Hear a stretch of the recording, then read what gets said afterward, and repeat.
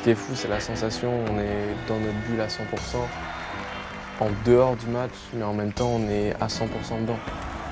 À l'intérieur, on a toute la cage thoracique qui vibre avec l'émotion de la salle. Moi, je trouve ça super.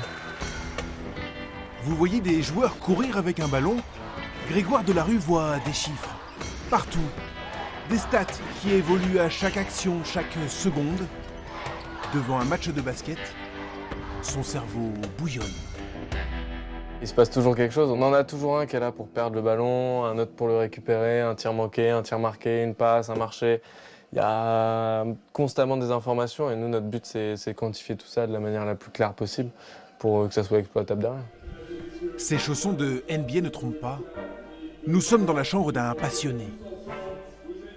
Un petit Normand qui vit basket depuis ses 6 ans.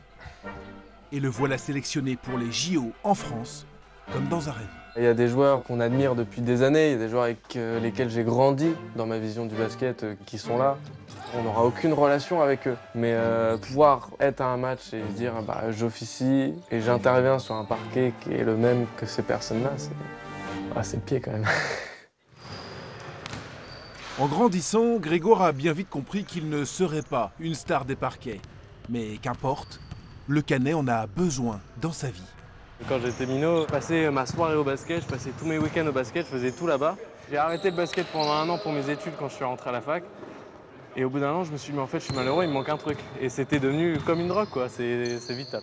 Vous me faites une colonne de ballon derrière ce plot-là, un défenseur, un attaquant sous le panier. Avec son équipe de potes, ils sont presque invincibles en départemental 3. 45, 45.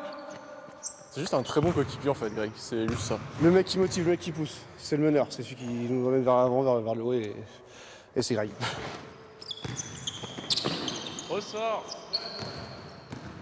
C'est un joueur qui est assez impulsif quand même. Et non, c'est peut-être le joueur qui me fait le plus rigoler dans l'équipe. Mais en même temps, je pense que c'est peut-être aussi un des plus difficiles à gérer. Il a son caractère à lui. Mais non, c'est quand même un joueur qui est très attachant.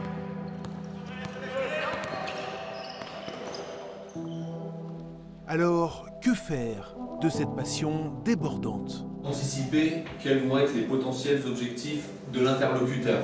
On va vendre plus facilement son produit parce qu'on sait que le client va être plus réceptif. Depuis presque 2 ans, c'est dans une école du sport que Grégoire construit son avenir. Si on fait un micro-trottoir dans la rue, tout le monde est passionné de sport, ou presque. Après, aujourd'hui, je pense que les jeunes ont vraiment besoin d'avoir un métier passion, en fait, tout court, de façon générale, d'avoir quelque chose qui les motive à se lever le matin. Mais avant de parler gros chiffres, il faut savoir se démarquer, comme sur le terrain. Avoir un coup d'avance, la bonne idée avant tout le monde. Je suis en projet sur un lancement de textiles de sport pour la nuit, je réfléchis à des textiles classiques pour la ville, j'ai déjà pensé à une application pour le monde du sport, j'essaie d'explorer un petit peu, profiter de ce qu'offre l'école et des outils qu'ils nous donnent pour mettre à profit finalement de ça. En attendant, c'est ici que se joue son présent. Chaque soir de match du camp basket Calvados. Ça va? Ça va. Quand la salle se remplit et qu'on voit les gens arriver petit à petit, on se dit ok, ce soir ça va faire du bruit, va falloir être concentré et puis plus les minutes avancent, plus on a cette petite pression là au niveau du thorax qui est sympathique. 3, 5, 17, 22 et 1, où il y en a un qui a les collants et pas l'autre, donc c'est nickel. Ah ouais, les deux là, oh, ils ont la même coiffure. On identifie les joueurs, ceux qui ont les caractéristiques qui se ressemblent un petit peu, on essaie de les différencier. Vous avez l'impression de ne pas bien l'entendre? Imaginez travailler et communiquer avec votre collègue de bureau dans cette ambiance. 44. Oui. Oui. On s'en sent aussi un peu à l'écart. Ok, excusez-moi. Ok, c'est bon.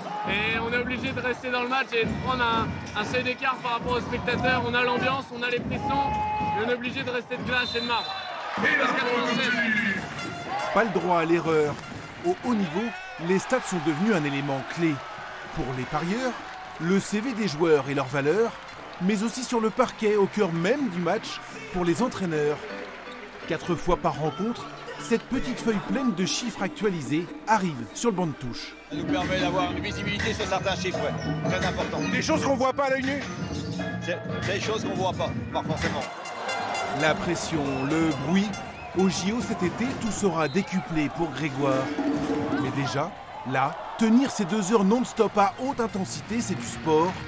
Le coup de sifflet final est bienvenu.